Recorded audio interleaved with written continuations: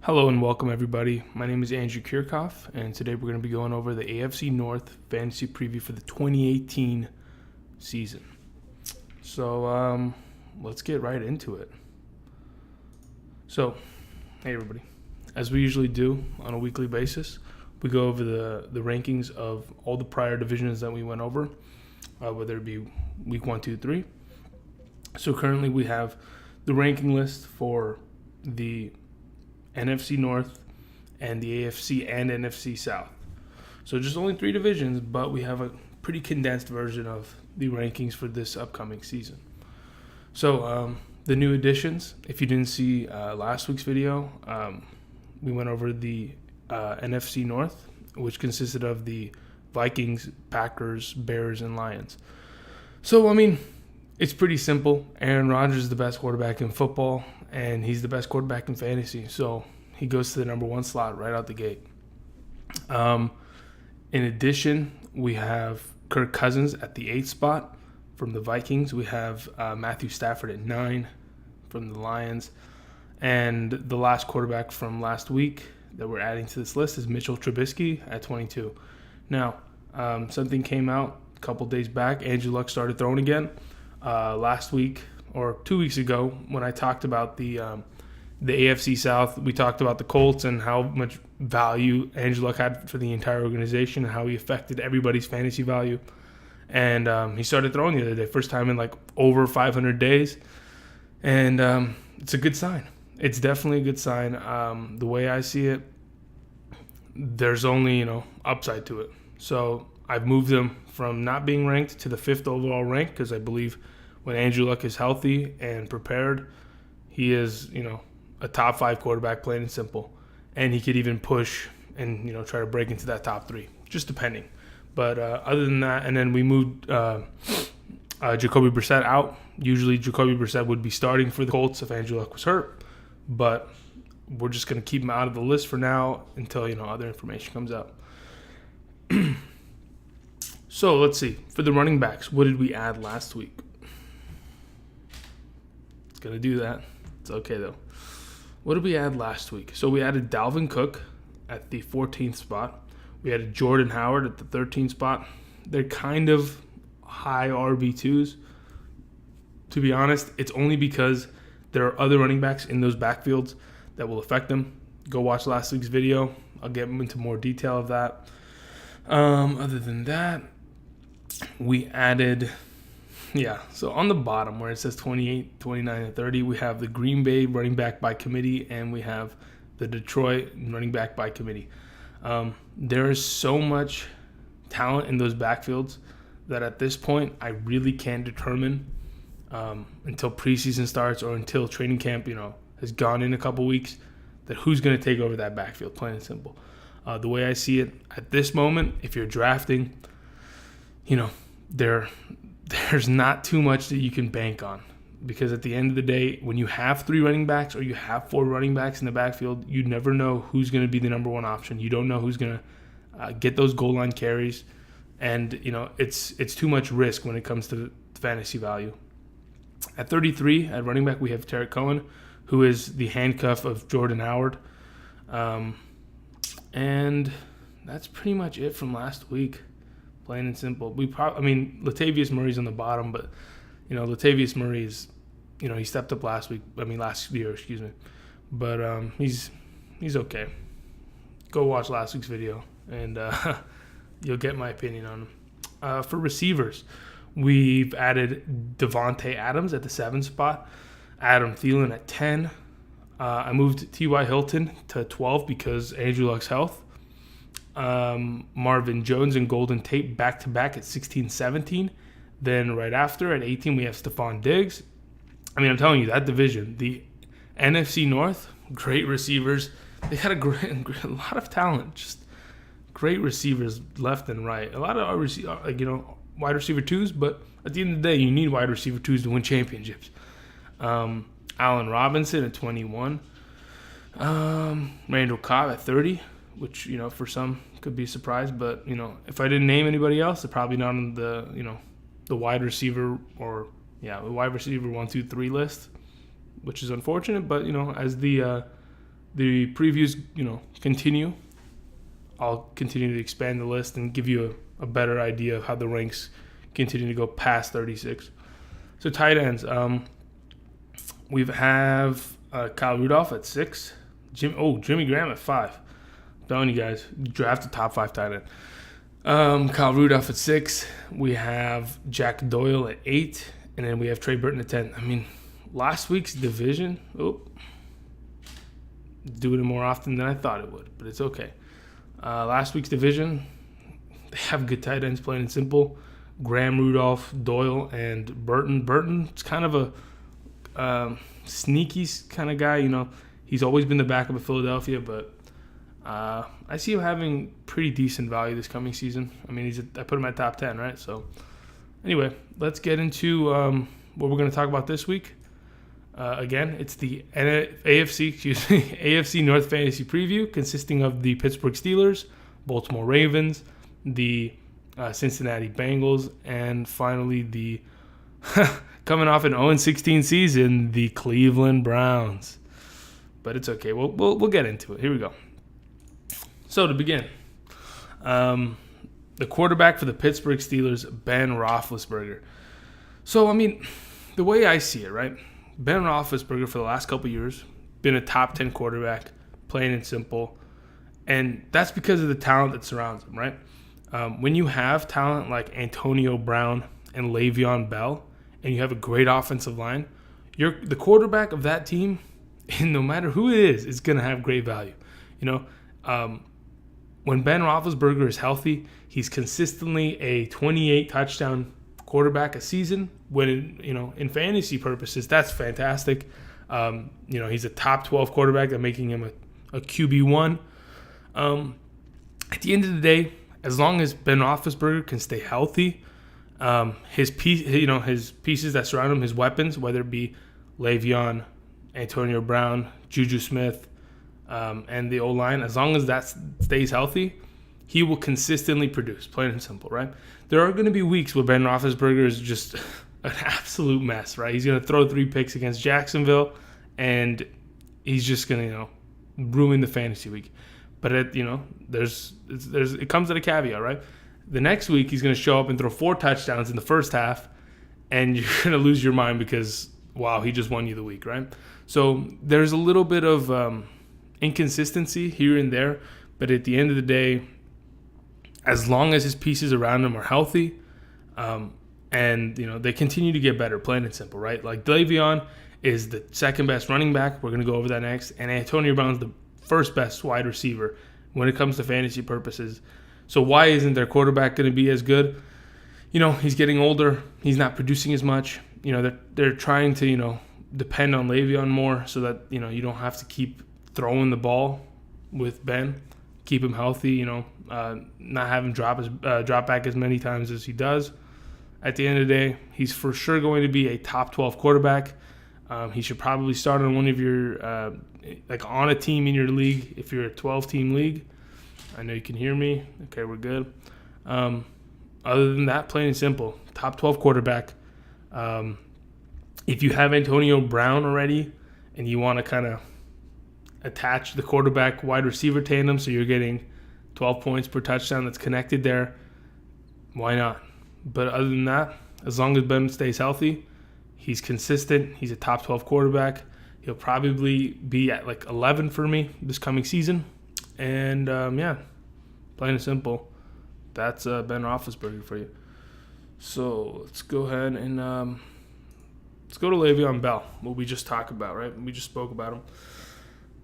As I said, he's the second best running back in fantasy, and he's been that way for a while, right? So this is the thing about Le'Veon Bell. It's I don't even know how to explain it. The way that Le'Veon Bell runs the ball, okay, is unlike many running backs in the NFL, right? Like Todd Gurley is like a bruiser. He's just going to put his shoulder down and try to run you over. Ezekiel, it's kind of the same way. There are running backs like Tevin Coleman and Devontae Freeman that are kind of like scat backs that, really try to avoid contact, but at the same time, just use their speed to their advantage. They're not really like bruisers. But, Le'Veon Bell's kind of a mix between them, right? Le'Veon Bell runs standing up, right?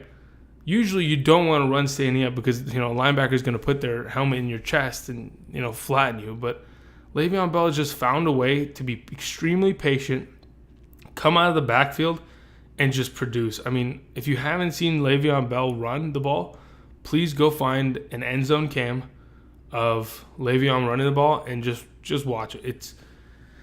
It's weird. I mean, when I say weird, I mean it's amazing. But anyway, let's move on to his fantasy value. Right? The last 2 seasons, 1,200 yards rushing, over 600 yards receiving, 75 and 80 receptions the last 2 years, 11 touchdowns in 2017, and that's 9 touchdowns in 2016. Plain and simple, right? Le'Veon Bell is an animal, okay? Last year I had him. He carried my team. I won the league. Plain and simple, right? The way I see it, right? If you have the second pick and a PPR, half-point PPR, you have to pick Le'Veon Bell. Maybe even if you have the first pick and you don't believe in Todd Gurley. But at the end of the day, without a doubt, Le'Veon Bell has value as long as he's healthy, for sure. That's every pick, right? As long as they're healthy, they'll be fine. And as long as he doesn't get busted for some sort of drugs or, BS like that, which he's done in the past. He had a 4-game suspension 2 years prior at the beginning of the year, which is unfortunate, but, he still has value in those cases. But the way I see it, he should be, in all, intensive purposes, the second overall pick in every league, no matter what. Like, honestly, having 85 receptions in a PPR, you're almost as good as a receiver while having, let's see last year, right? He had, give or take, 1,900 total yards, 11 touchdowns, 85 receptions. That's those are numbers that, that just completely trump everybody else, right? Obviously than Todd Gurley last year, but otherwise he's the second best player in fantasy, and he should be drafted as such. Yeah, again, if you don't play in PPR and you play in a standard league, his value is going to diminish. He still has the yards to kind of supplement that, but if you play in a standard league, I might prefer. I'm definitely going to prefer Todd Gurley over him, and maybe even Ezekiel Elliott. Other than that, man, he's a monster. Second overall pick. If you have the number 2 pick in your draft, playing a half-point, full-point PPR, you should have Le'Veon Bell on your team instantly, and you should be happy about it. So, let's go to the next guy. Oh, my goodness. Okay, there it is. We're fine. James Conner. Okay, so James Conner last year was a rookie out of the University of Pittsburgh, right? Hometown guy in the area. The Pittsburgh Steelers drafted him. Fine, he's a running back. The thing is, he is the backup to Le'Veon Bell, right? So why does that give him value? It doesn't technically give him much value. He's not going to start on your team. But if, let's say, for example, like I said, if you draft Le'Veon Bell second overall or third, crazy stuff happens. You never know, right? You should probably look into drafting James Conner in the last round of your draft. Why? Because he's a handcuff, right? What is a handcuff? Like we went over the last couple of weeks, it's a player who gets instant value because the player that starts in front of him is injured or, can't play, suspended, something like that, right? So James Conner, if Le'Veon is to go down ACL, God forbid something like that happens, James Conner 100% is going to have all the snaps, right? He'll have to pick up the production of Le'Veon Bell. Yes, he's not as good as Le'Veon Bell, but Le'Veon Bell last year had 321 rushing attempts, right? Those attempts got to go somewhere, right? And it would go to James Conner because he's the number 2 running back, and they trust that he can pick up the offense and go with it, right? So if you have, the opportunity, you've drafted Le'Veon Bell, and you need his handcuffed, pick up James Conner in the last round. Other than that, if you don't own Le'Veon Bell and you want to kind of snag him because you're, hey, I have an extra, bench spot. my league, has deep benches, and I might as well pick him up. Okay, but he's not going to give you much value because what are the chances that Le'Veon Bell gets hurt, right? That's the whole thing. You're trying to bet on the fact that someone is going to get injured, and when you're doing that, unless it's Sam Bradford, which we'll talk about in the coming weeks, don't bet on anybody else getting hurt. Sam Bradford's a bum, but we'll go over that later, I guess. Other than that, he's a handcuff, plain and simple. Last year, his stats: 32 rushing attempts, 144 yards, 0 touchdowns. He had 0 receptions, right? He doesn't have much value. So unless you're going to draft him in the last round and you have Le'Veon Bell, just don't worry about him, okay? Okay. Here we go. Antonio Brown. The best receiver in football. Plain and simple, right? And I don't know if it's going to change anytime soon. So let's see. There's a couple stats I want to read out for you guys. So obviously he's the best receiver, but the fact of the matter is he's been the best receiver in football for the last 5 years, right? So since 2013, he's been the most consistent receiver in fantasy, right? Okay. He's been with the Steelers this entire time. He's an absolute monster. Here are his stats. You ready? I'm going to read these out for you. So since 2013, right? 2013 to this last season, his reception counts have been, and I quote, 110, 129, 136, 106, and 101, right? His receiving yards since 2013 to 2017 from last year have been 1,499, 1,698, 1,834, 1,284, 1,533. Now, okay, wait, we're not done. His receiving touchdowns in those 5 years: 8, 13, 10, 12, and 9. Okay. Plain and simple, he is a monster, right? If you're getting there was a season, right? He had 136 receptions, right? In your PPR, come on. That's ridiculous, right? Obviously, these last 2 years, they've kind of gone down. That's fine because they have more talent now. They have better receivers, better tight ends. Le'Veon Bell's back, just catching the ball out of the backfield. So obviously his receptions are gonna dip a little bit, right? But his production doesn't go anywhere. His production is not going anywhere, not anytime soon at least. Look at that, 1,500 yards last season, and he was hurt. He missed 2 games of the regular season, and he had 1,500 yards receiving and 9 touchdowns.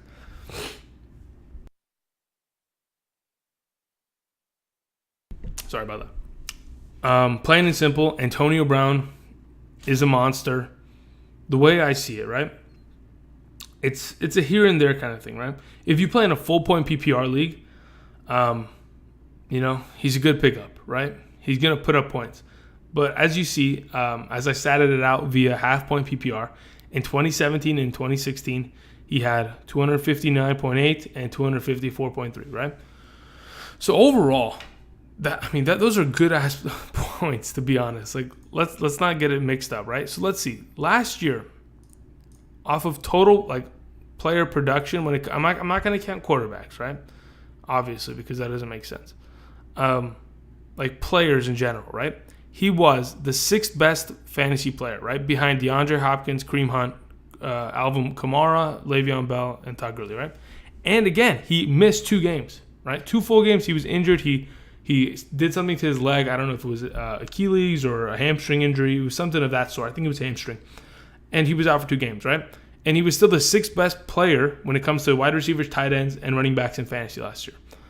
The way I see it, he's still a consistent wide receiver. He's going to come back healthy. Ben Roethlisberger, him and Roethlisberger have a rapport. They're just going to, throw the ball to – he's going to throw the ball to them all the time. And the way I see it, I don't see anybody getting in the way of that.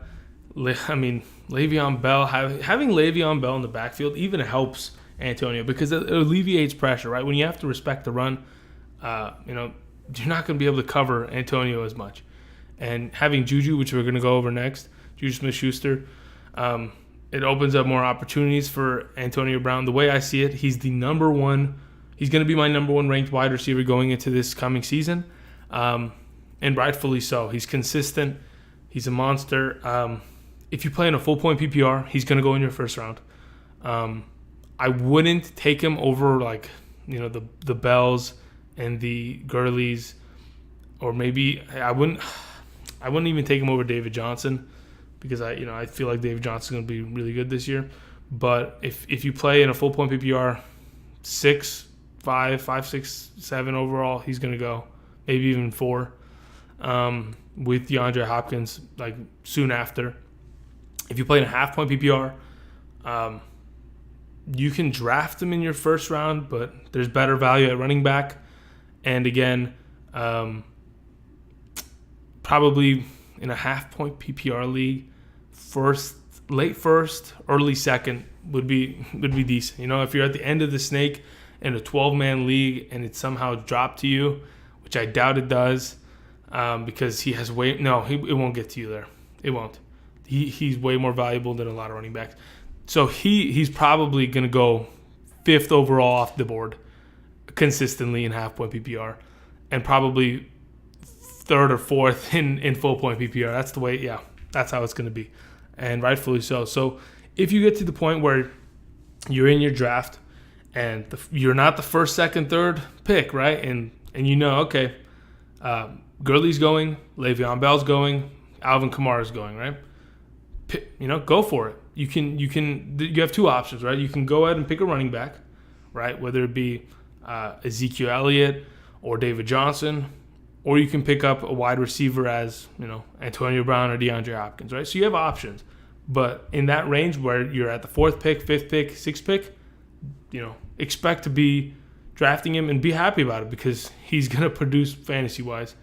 And if he stays completely healthy, which I 100% believe he will, he's going to have tremendous value this coming season. Okay, so the next wide receiver of the Pittsburgh Steelers, Juju Smith-Schuster, right? Last year he was a rookie out of the University of Southern California. Plain and simple, Juju, right out the gate last year, right, didn't produce, at all. I don't even remember him being on the field much, because they did have, what's that dude's name that they traded the Raiders? He was a disappointment. Regardless, we're not talking about him. We're talking about Juju right now. Plain and simple, Juju obviously has value, and he produced late last season, especially when Antonio Brown got hurt, right? So let's go over these stats. 58 receptions, not that much, right? Not that much. 900 yards still, and almost 16 yard per receiving average, right? That's not bad. 97 yard total. Long, excuse me. When you have like a 97-yard touchdown like he did, I think it was in week 14 or 15, maybe even 16, when you have that, it kind of inflates your stats a little bit, because, that doesn't happen every year. You're not going to have a 98-yard touchdown. But at the end of the day, it is what it is. It's going to inflate his points by 15 or so, and he had 7 touchdowns, right? So the way I see it, only having 58 receptions, it's going to go up this coming season, right?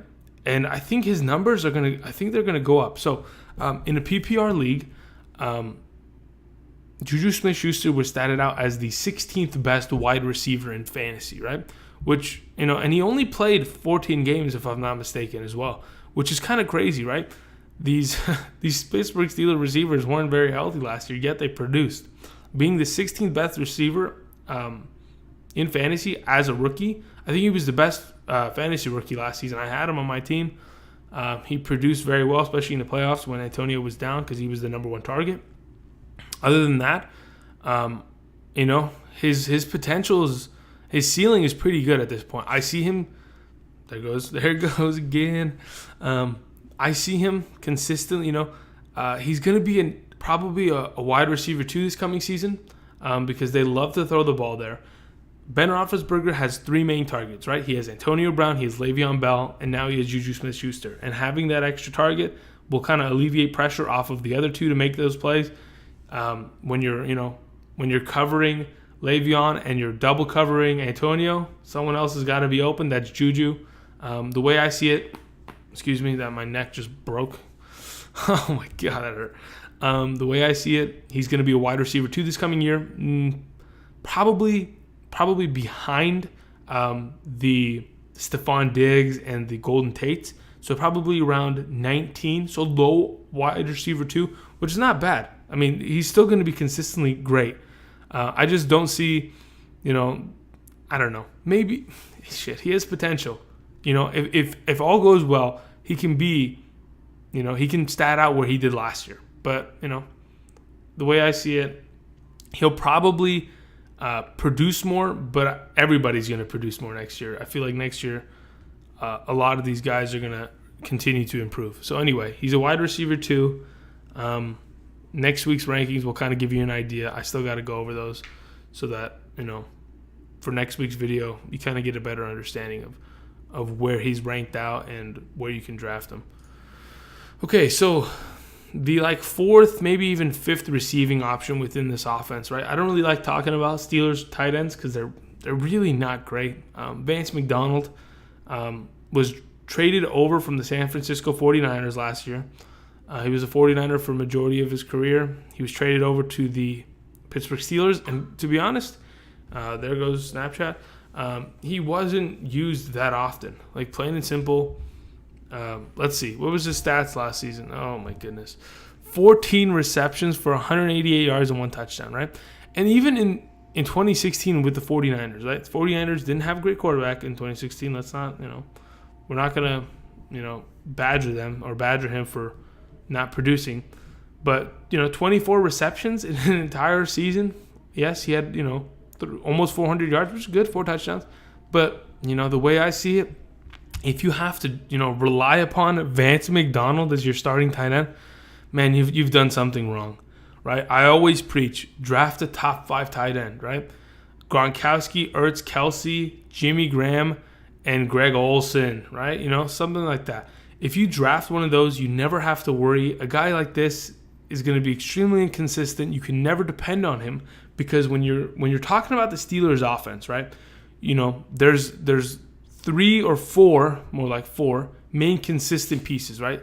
There's the Ben Roethlisberger, there's Le'Veon Bell, there's Antonio Brown, and there's Juju. Anything other than that is just a gamble. And the way I see it, you shouldn't be gambling upon an offense that is kind of already set in stone when it comes to production. I wouldn't put much into Vance McDonald at all. And they have another tight end. They have Jesse James. And, he's tall. He's 6'7", 6'8", and he's a touchdown, kind of heavy guy where he'll get 4 touchdowns a season.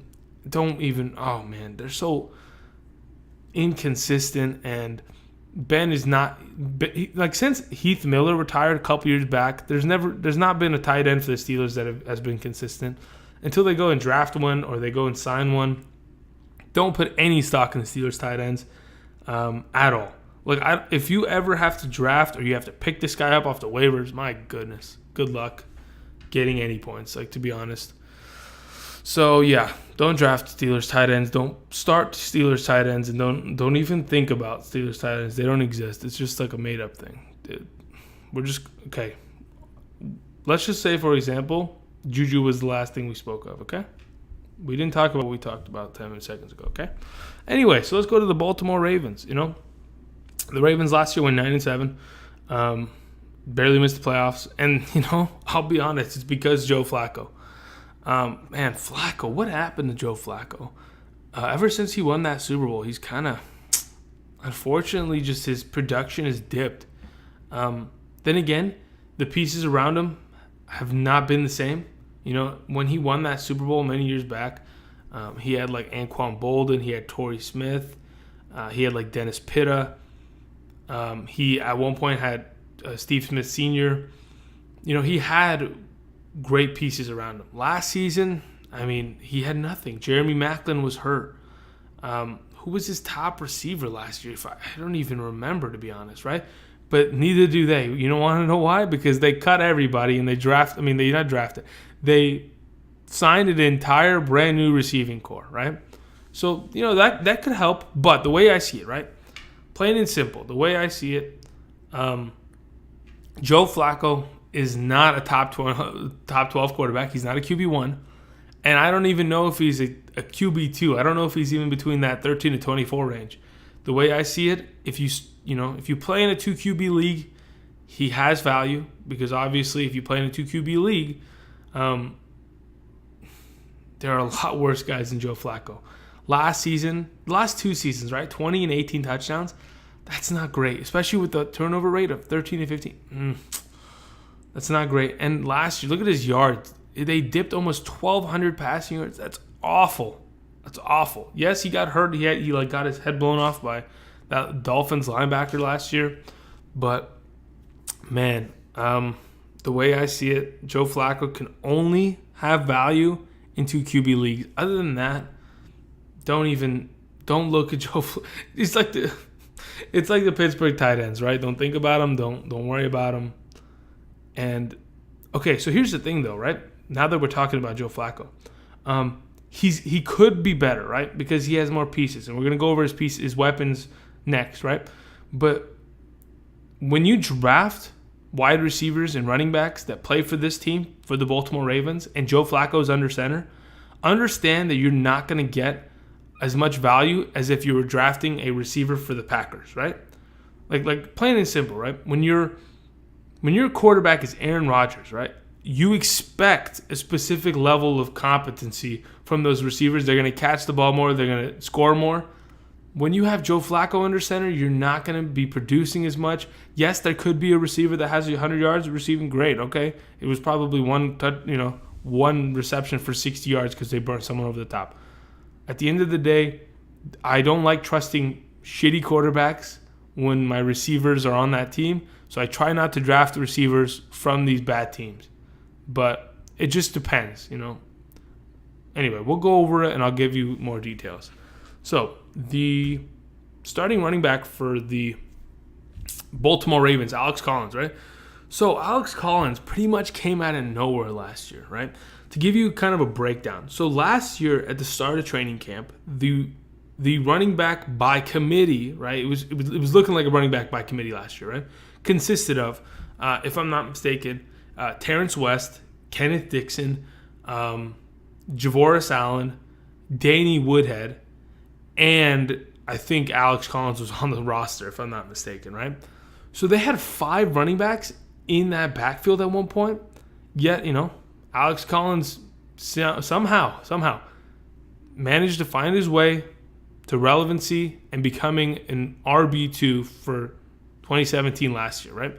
His stats, 212 attempts, not that much, right? Because there's a running back by committee there, but he took over as the season progressed. 973 yards, almost breaking 1,000, 6 touchdowns, pretty decent receiving stats. But the second running back of the Ravens consistently took over third downs and the receiving yard job, pretty much, right? So here's the thing about Alex Collins, right? I 100% see him becoming the number 1 running back this coming season and consistently keeping that job, right?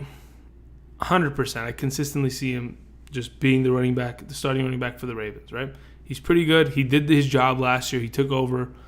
But the problem is there are a couple pieces in that backfield. Like Terrence West, not there anymore. That's fine. Danny Woodhead, not there anymore. But there's still Javorious Allen and there's still Kenneth Dixon that could steal attempts from him here and there. But he was an RB2 last year. If all goes well, he should be an RB2 this year. 4th, 5th round guy. The Ravens love running the ball. When they had Ray Rice those many years back, they consistently depended on the run game in order to set up play action and the passing game. Alex Collins could have great value because that offensive line is still pretty good. Having Marshall Yonda there, is it Ronnie Stanley? Yeah, I think it is from Stanford or Notre Dame, if I'm not mistaken. They have a pretty decent offensive line. Their center is the highest paid center in the NFL. I don't even remember his last name. It's some, I don't know. It's a complicated last name anyway. The way I see it, he's going to be an RB2 this year, and I think he's going to, consistently produce. Now, here's the thing, right? We're going to go over it next. I'm just going to go right to it, right? Javorious Allen, okay? In 2017, had 143 points. Alex Collins had 159. So they were both running back 2s last year, right? But Javorious Allen had majority of the receiving yards. There were a couple weeks where he was just taking over the backfield, having 20 fantasy points in that specific week. Obviously, his role dwindled down as Alex Collins took over the running back, and over the backfield. But here's the thing, right? Javorious Allen in 2016 did nothing. Alex Collins in 2016 did nothing, right? So there were, 1 year wonders, right? Are they going to consistently come back and be RB2s? I don't know. But the way I see it, the Ravens like running the ball. They know Joe Flacco's a bum. They're going to run the ball as much as they possibly can. They're going to try to give it to these running backs that are pretty talented. in order to make sure that Flacco doesn't turn over the ball as much. When it comes to Javorious, man, I don't see him becoming an RB2 this coming year. I think Alex Collins is going to take over that backfield completely. Maybe Kenneth Dixon comes and takes Javorious' role a little bit, maybe splits their attempts. So he'll have half the production. But, I would think that Javorious Allen is 100% the handcuff of Alex Collins. He's a handcuff that has value, just like Tarek Cohen would. But at the end of the day, Alex Collins, I think, is going to take over this backfield. I wouldn't put much value into Javorious Allen. He could probably be a high RB3 for this coming season, because it doesn't take much to be an RB3 when it comes to value. Maybe even RB2. But at the end of the day, I wouldn't put much value into him. If you're thinking about drafting Alex Collins, remember what offense he's in. He plays for the Ravens. His quarterback is Joe Flacco. And, the backfield, I'm not that afraid of it, because I know, 100% of the backfield consists of that offensive line. And if, Joe Flacco can at least drive back and complete one pass, they're going to have to respect that a little bit. So they won't have to fill the box.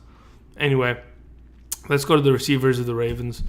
Number one just came over from Oakland. The guy who likes to fight every game. I don't know what it is about Michael Crabtree. He likes to get his chain snatched off his neck and likes to throw hands in the middle of a game. Doesn't make sense. Last year, obviously, had a production dip. 2016, right? He came out, he was consistent. 89 receptions, 1,000 yards, 8 touchdowns. Was a wide receiver, a high wide receiver 2, maybe even a wide receiver 1. Because, look, here in 2016, there was a lot more production in the wide receiver bracket. Mike Evans, T.Y. Hilton, and Jordy Nelson were the number one wide receivers in 2016. And I think, if I'm not mistaken, Michael Crabtree was a wide receiver 1 that year. In 2017, production dipped. Only 58 receptions, 600 yards. And, his 8 touchdowns consistently stayed, It's because he's a bigger target. And when they get to the red zone, Derek Carr just likes to throw him the ball. The way I see it, he's going to be the number one receiver for the Ravens, plain and simple. Is that a good thing? I don't know. I don't know if I can trust Joe Flacco, right? At the end of the day, I think he might be the only receiver you can possibly trust on this team, right? Obviously, time will tell that, if he, as in Joe Flacco, likes to throw the ball to Michael Crabtree 10 times a game, but I don't see Crabtree as that kind of a receiver where he's just throwing a bunch of targets. He's a guy that he's a red zone threat, and other than that, he'll catch a ball here and there, but I don't see him as like a Julio or an Antonio Brown or Jarvis Landry, where they're throwing the ball to him multiple times, 10 plus times a game to get him going. And especially with Joe Flacco under center, I don't know if I can trust it. The thing is, the only value that Michael Crabtree pretty much presents is that in the last 3 years, he's had 9, 8, and 8 touchdowns per season, right? So in Oakland, he's been pretty consistent. I think one of those years was in San Francisco as a 49er.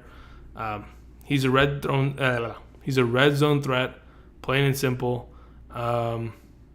He's probably going to be wide receiver 2 this coming year, just because of the pure amount of targets he's going to get. He's kind of like the Allen Robinson, right? He'll be like the 22nd ranked wide receiver on my big board.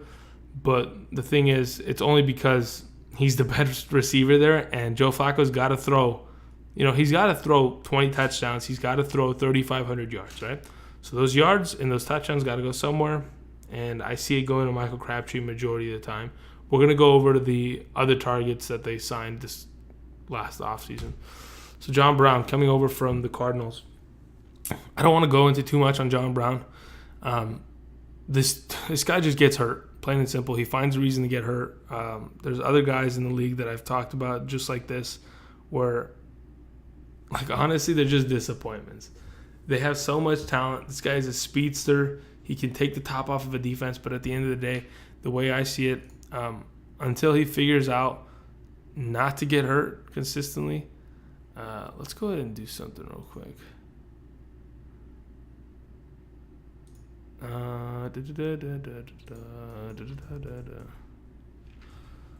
Never mind. We're going to be fine here. We'll just do that. Okay, we'll be fine. Until he figures out a way to consistently not get injured and be a number. Because, let's see. I think it was in 2015 he had 1,000 yards receiving, right? Having 1,000 yards receiving, you automatically become that wide receiver 2 range, right? I don't see him getting back there at all. He's a good receiver. It'll help Joe Flacco a little bit to have this kind of a talent on the team. But if he doesn't stay consistently healthy, like look at the stats in 2016 and 17.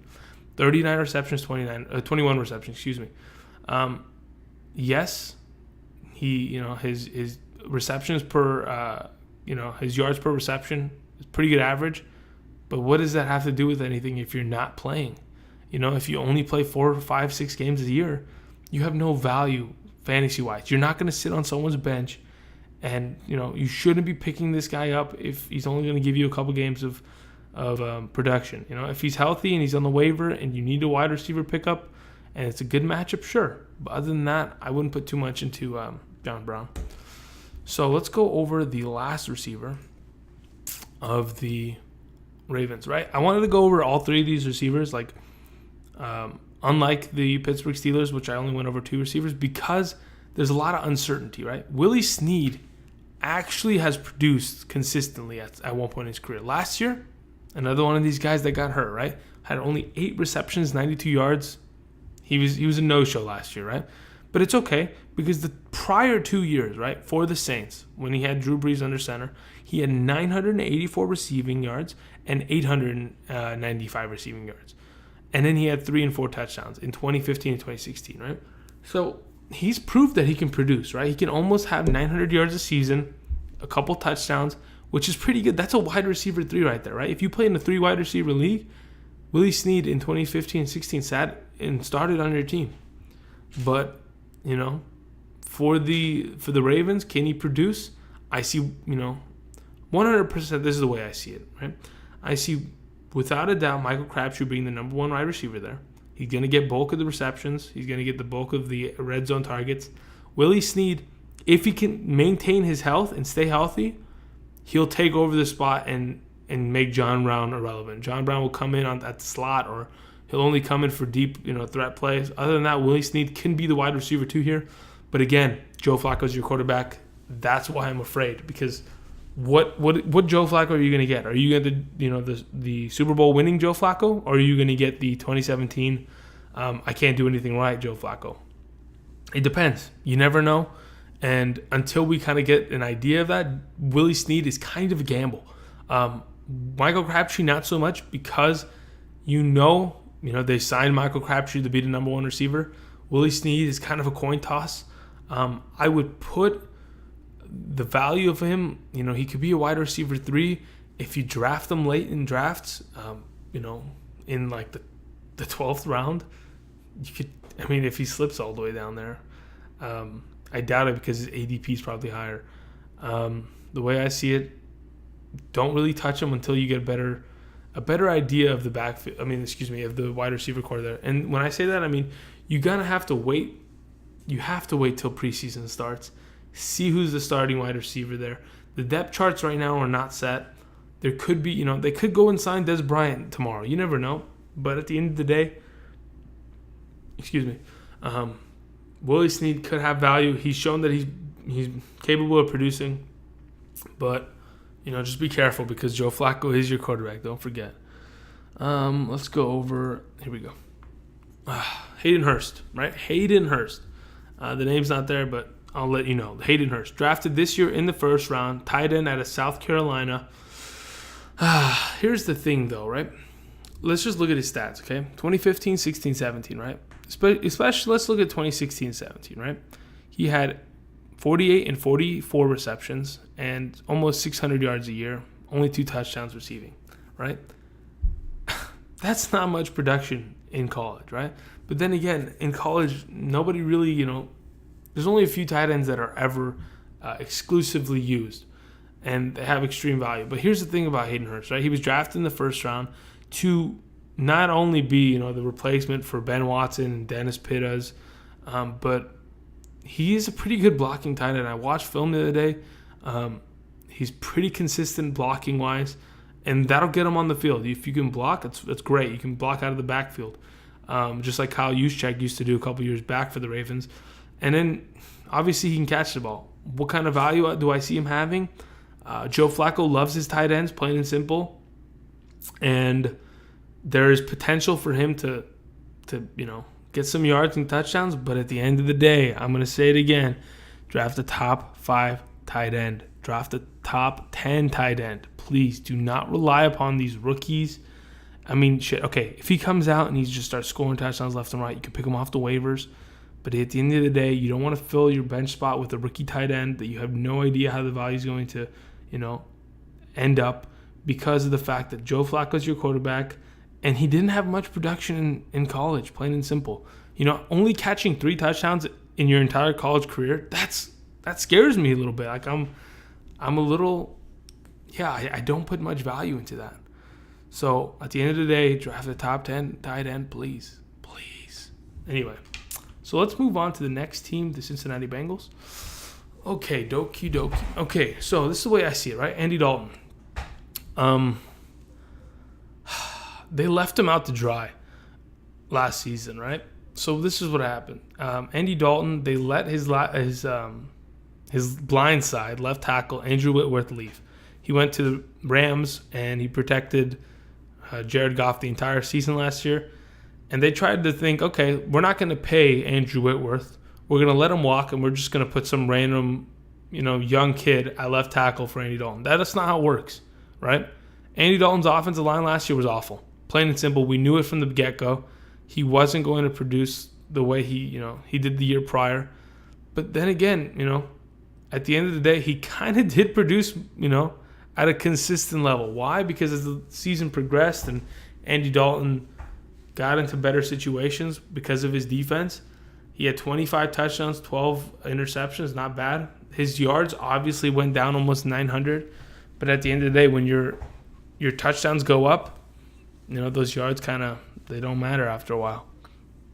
What kind of value does Andy Dalton have this coming season? I mean, as long as Andy Dalton has AJ Green outside, he's going to have value. Is he a top 12 quarterback? Absolutely not.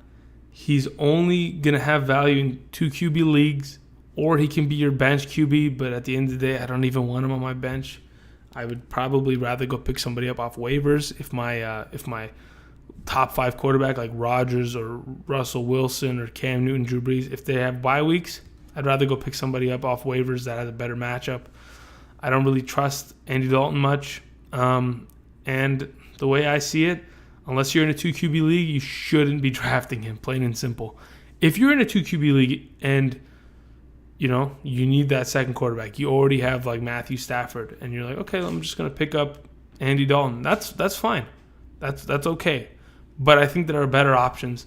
If you want to get it, if you want to get better value out of it, I would say Blake Bortles has better value this coming season.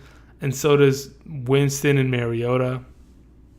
Plain and simple. I don't see Andy Dalton doing much this season.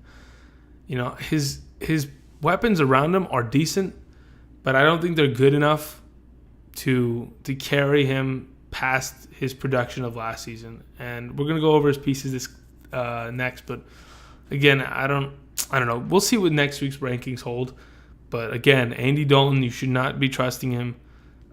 I don't even see him being the quarterback of this franchise within the next 2 years. 100%. He's going to be replaced. Right? I thought they would do it with A.J. McCarron, but A.J. McCarron found a way to get out of that organization. Right? He did that little lawsuit thing. But anyway, so let's go over the pieces that surround Andy Dalton. So number 1 is Joe Mixon. He was a rookie last year. Everyone, I mean literally everyone, like fantasy expert-wise, right, was like, oh, Joe Mixon's going to take over this backfield. Let's draft him in the second round. It's like, what do you mean?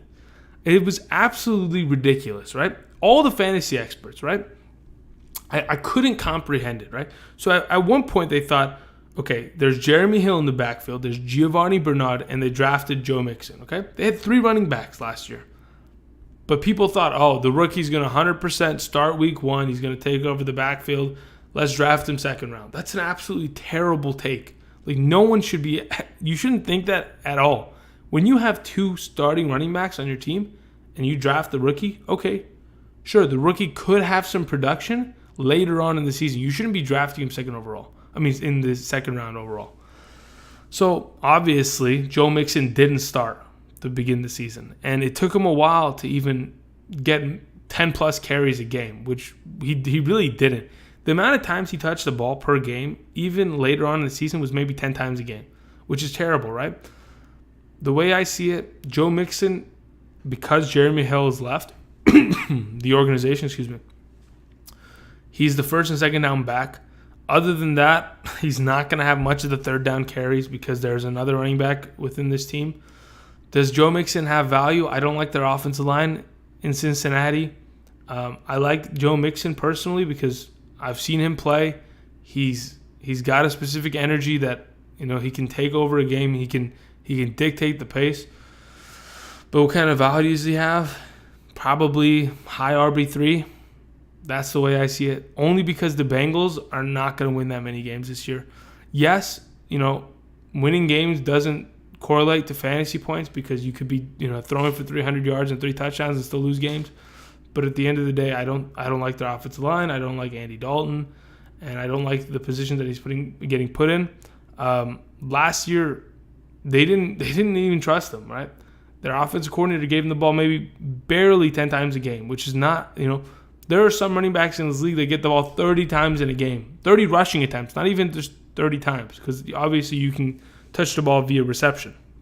There are running backs that will touch the ball 30 times a game, rushing only. Le'Veon Bell does it all the time, right? There'll be weeks where they come out and hand the ball off to him 30 times, he'll rush for 150.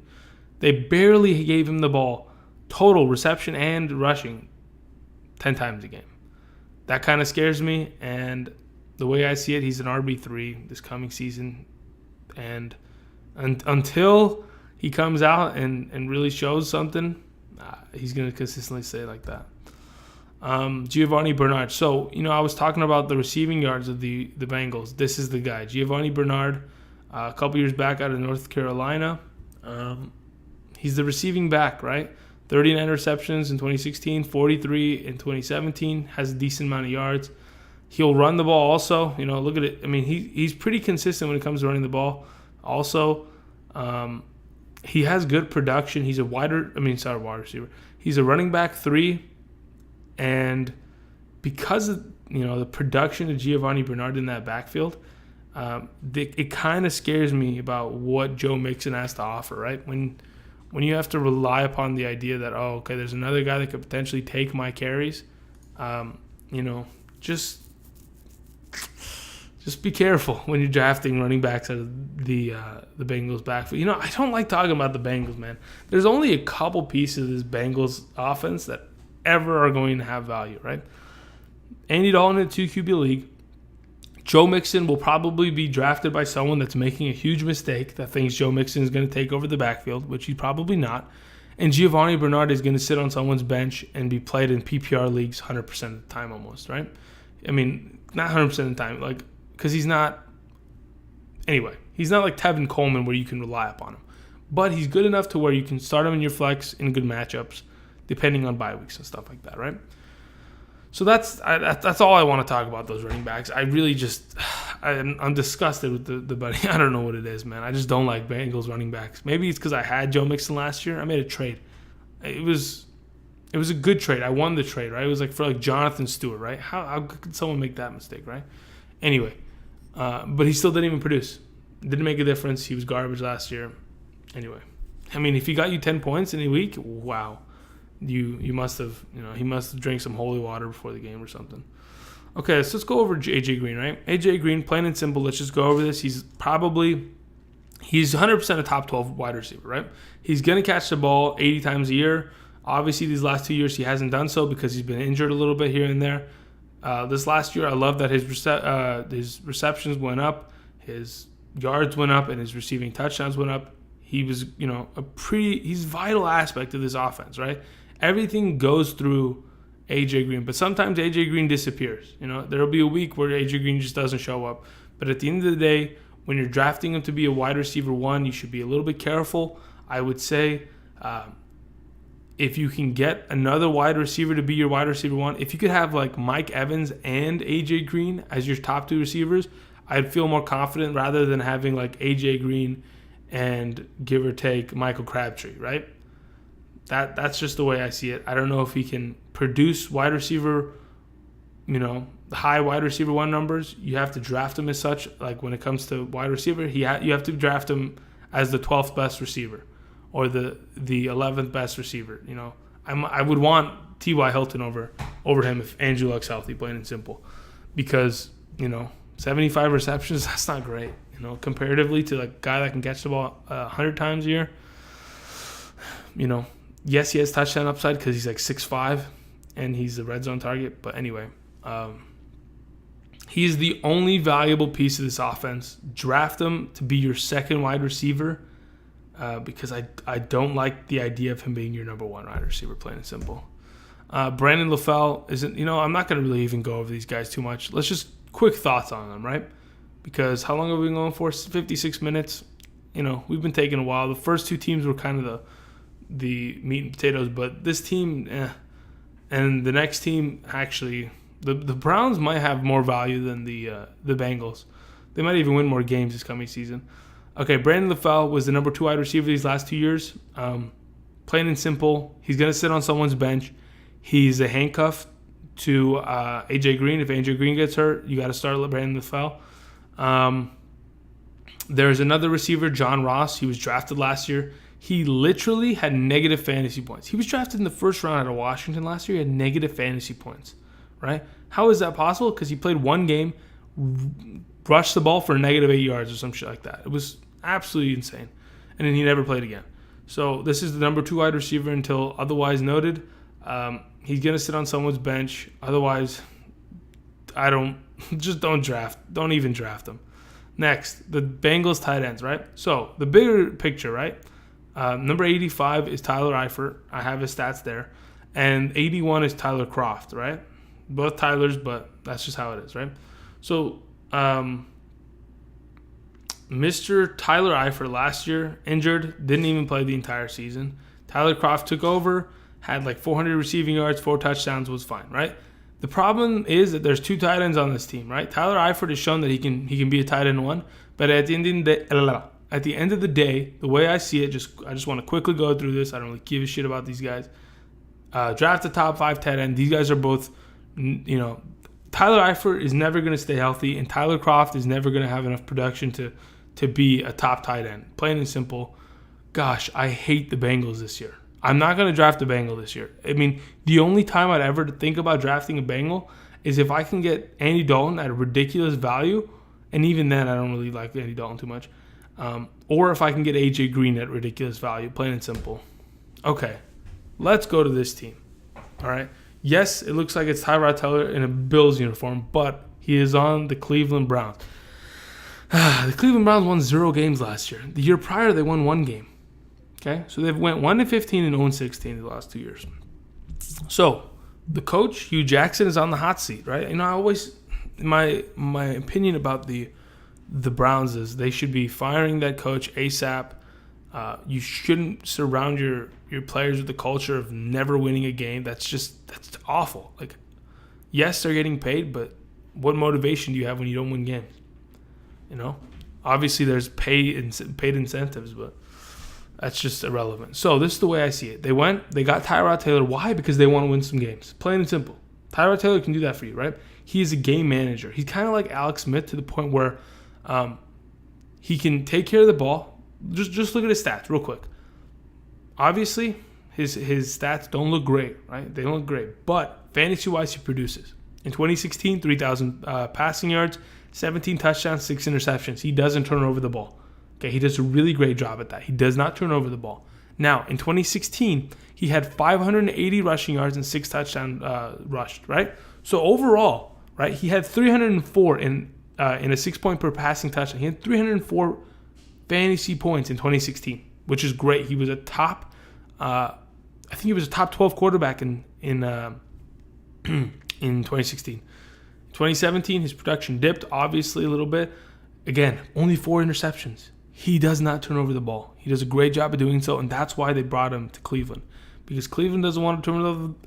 They don't want to turn over the ball. They had a rookie quarterback last year. He was an absolute mess, Deshaun Kaiser, and they don't want to deal with that anymore. Last year, he had 480 rushing yards and 4 touchdowns. Again, he can make plays on his feet. He had 250 fantasy points. Yes, it wasn't great, but in 2 QB leagues, he can consistently play. The way I see it, right? If you play in a 2 QB league and you drafted a quarterback to give or take, I don't know, let's say you drafted Drew Brees early, right? In a 2 QB league, you draft him in the second round, right? It's pretty good value. And then you thought, let's wait a little bit and get, let's fill up my wide receivers. Let's fill up the flex, maybe tight end, running backs. I'm going to wait on quarterback.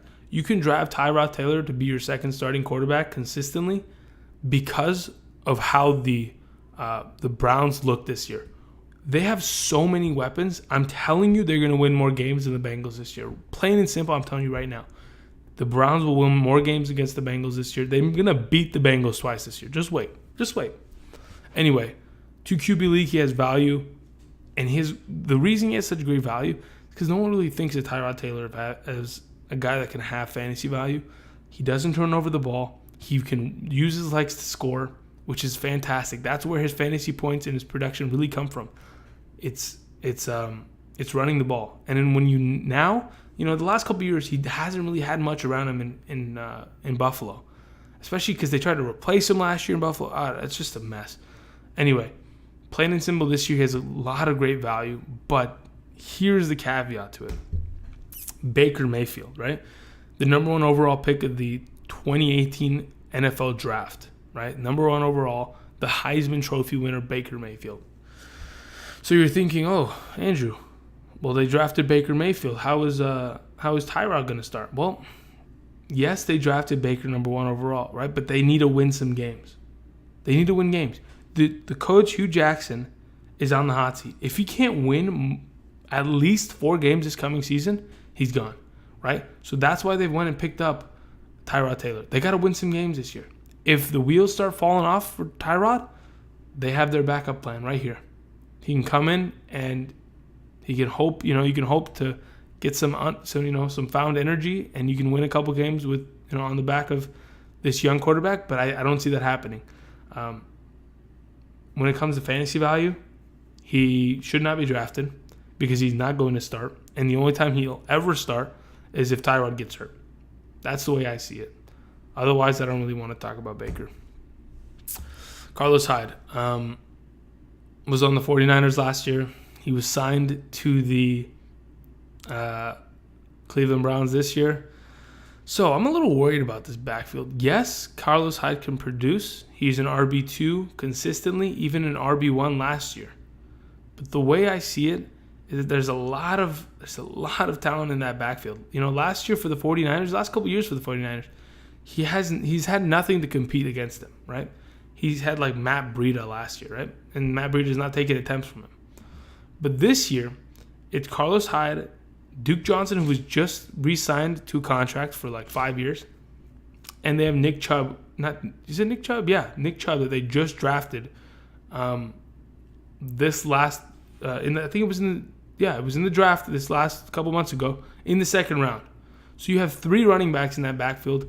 Carlos Hyde, yes, he can potentially be an RB2, but I doubt it because there's so much talent in that backfield. So until next week's rankings, he'll probably be an RB3 just because of this guy specifically. So Duke Johnson, right? He's the receiving back out of that backfield. He is an RB2 and maybe even an RB1 in PPR leagues, right? Just depends. It kind of differs. Depends on his touchdown reception, touchdown grabs and stuff like that, and rushing touchdowns. But let's see, last year, right? 74 receptions, almost 700 yards receiving. That's better than some receivers, to be honest. And he had, another 4 touchdowns around the ground, and he had almost 350 yards rushing. The way I see it, having 1,000 yards total, 74 receptions, and 7 touchdowns, that makes you a wide receiver too. So this guy can, take the place of a wide receiver too, but he's in the running back slot, right? It's kind of like Christian McCaffrey. Christian McCaffrey's going to have more value because he's going to run the ball more. But Duke Johnson, take care of third downs consistently for the Cleveland Browns. Usually I would go over the rookie running back, Nick Chubb, but, man, I have no idea how that's going to work at all. So I'm just going to, we went over Hyde, we went over Duke Johnson. Nick Chubb's kind of a question mark at this point. These are the only two guys you should ever think about if you're drafting right now. Nick Chubb is a dynasty kind of guy. Okay, so those two running backs, pretty good talents, right? Now, Jarvis Landry traded over from the Dolphins, signed with the Cleveland Browns. He's a reception machine. He's a PPR monster. Last year, 112 receptions. Okay, yes, his yards dipped a little, but his touchdowns went up even with Jay Cutler as a quarterback. My God, Jay Cutler's your quarterback, and that's what you're producing? That's fantastic. And Tyrod is probably better than Jay Cutler. Why? Because he's not going to turn over the ball, right? He's going to deliver the ball here and there, short receptions. That's how Tyrod likes to do it. Tyrod's not a guy yes, he likes to he likes to throw a deep ball here and there, right? And we'll go over that next. But, making it easier for Tyrod, a couple short passes here and there to Jarvis. Jarvis is going to use his feet to make plays. Man, Jarvis Landry, without a doubt, he is a high wide receiver 2 this coming season. He's probably the 13th or 14th ranked wide receiver for me on my big board. Probably we'll see next week. But he has incredible value just because of the situation he's in. He's wide receiver 1. There's another wide receiver across the field that we're going to go over next that gives him, that makes sure that he doesn't have to be double covered all the damn time. His quarterback is better than Jay Cutler than last year, and Ryan Tannehill. I 100% believe that Tyrod is better than both of them. And the way I see it, he has just incredible value. If you can draft him, I even like this guy more than AJ Green, to be honest. So AJ Green might have to dip a little bit. Anyway, he has great value, plain and simple. He's a PPR monster, half-point PPR monster. If you're not in those kind of leagues, his value might dip a little bit because, yes, he's not going to catch 9 touchdowns again, but we'll see. Okay, let me got a cough real quick.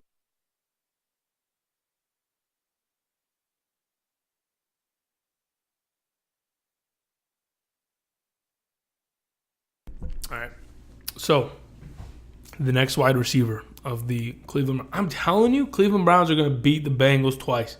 They're going to win at least 4 games. Okay, they're going to win a couple games there.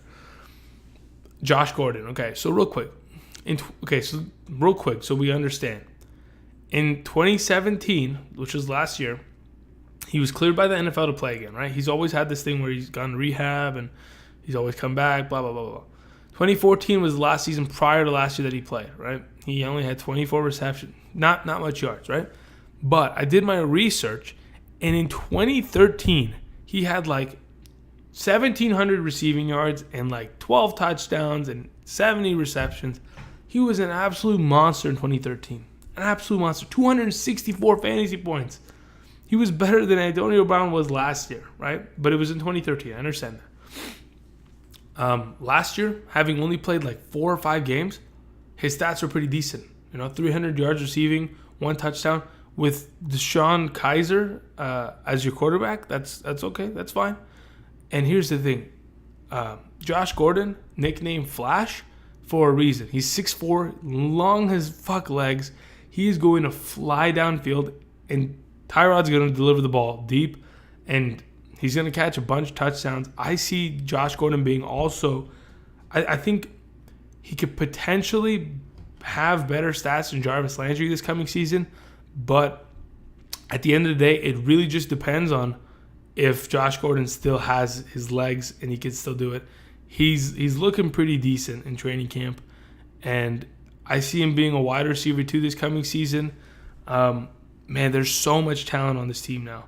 The Browns did a pretty decent job going out and getting talent. Obviously, Josh Gordon's been there for the last couple of years, but surrounding Tyrod with talent like Carlos Hyde, Duke Johnson, and then having receivers like Jarvis Landry, Corey Coleman, and David Njoku, the tight end that we're going to go over next, and Flash Gordon right here, Josh Gordon.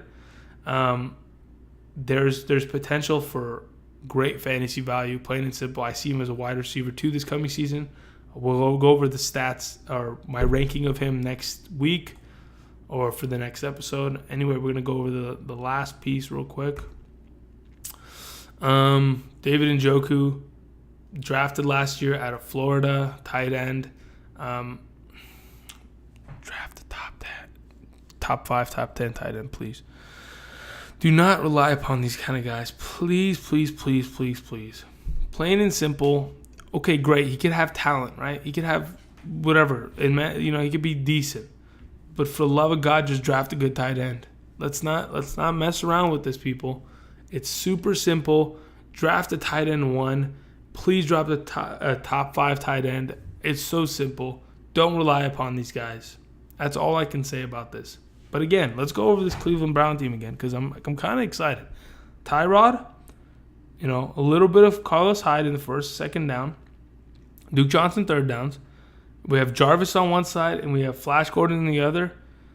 God, that's an offense that I'm kind of afraid of. If I've got a suspect defense, man, they're going to be coming after us. And especially the fact that Tyrod can run the ball, just an extra element of this offense that, should be, you should be getting afraid of it. Other than that, that's pretty much my breakdown of the of an hour and 12 minutes almost of the AFC North. Anyway, I want to thank everybody for watching. I'm going to have another video coming out probably later this week. And until then, I want to say thanks for watching. And real quick, let's just check something out. Yeah, anyway, thanks for watching. Appreciate everybody. And we'll see you next time, which will probably going over another division. But I'm going to be putting out a video about Andrew Luck and what his, him coming back and his value means and all that kind of stuff. So look out for that. Other than that, thanks for watching, and we'll see you next time. See you.